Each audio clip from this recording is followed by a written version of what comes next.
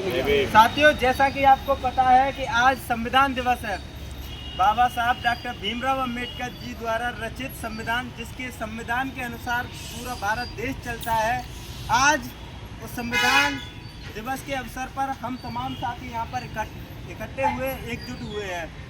साथियों, आज हमारा एक और मकसद था, भाई चंद्रशेखर आज़ाद जी के द्वारा 50 लाख संविधान की प्रस्तावना की शपथ लेने का जो आह्वान किया था भाई चंद्रशेखर आज़ाद जी ने, उसको भी आज हम यहाँ पर पूरा करेंगे।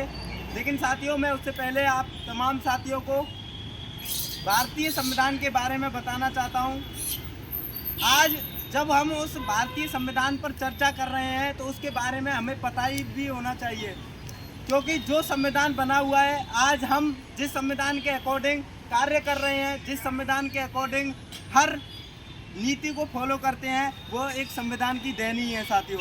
लेकिन आज कुछ ऐसे लोगों की वजह से संविधान का दुरुपयोग जरूर हो रहा है, लेकिन हम संविधान का उपयोग कराना सिखाएंगे, क्योंकि हम चाहते हैं कि इस देश में बाबा साहब डॉक्टर भीमराव अंबेडकर जी द्वारा रचित संविधान सही से स्थापित हो। क्योंकि बाबा साहब डॉक्टर भीमराव अंबेडकर जी ने कहा था कि अगर संविधान को चलाने वाले लोग अच्छे होंगे तो संविधान चाहे कितना भी खराब क्यों ना हो, संविधान आखिर अच्छा ही साबित होगा। और अगर संविधान को चलाने वाले लोग खराब होंगे तो संविधान कितना भी अच्छा हो, लेकिन आखिरकार संविधान खराब ही साबित होगा। इसलिए आज जो चलाने वाले लोग हैं वो इस संविधान का दुरुपयोग कर रहे हैं। हम चाहते हैं साथियों कि हमारे लोग भी इस संविधान का उपयोग करना सीखें। आज हम जो भी कार्य कर रहे हैं वो संविधान के दायरे में होकर के काम करते हैं। संविधान एक ऐसी ताकत है हमारी, हम अपने हक और अधिकार के लिए लड़ते हैं, वो भी संविधान के दायरे में। आज हमें समानता का अधिकार देता है, संविधान देता है। आज हमें समान न्याय व्यवस्था का अधिकार देता है, वो संविधान देता है। आज हमें संविधान भाईचारा, बंधुत्वता बनाने का, बोलने का, आज़ादी से घूमने का, सबका अधिकार देता है, वो संविधान देता है साथियों। जो संविधान हमें सभी तरीके से आज़ादी देता है, उस संविधान के उपलक्ष्य में आज हम संविधान दिवस मना रहे हैं।